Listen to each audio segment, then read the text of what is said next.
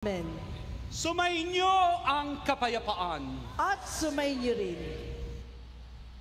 Buhay ba ang Diyos? Buhay. Buhay na buhay! Amen. At kung buhay ang ating mahal na Panginoon, dapat din tayong mabuhay.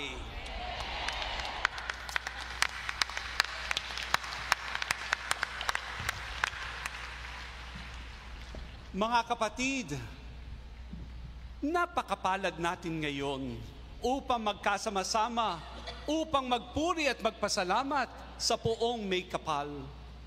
Mahal na mahal po tayo ng Diyos.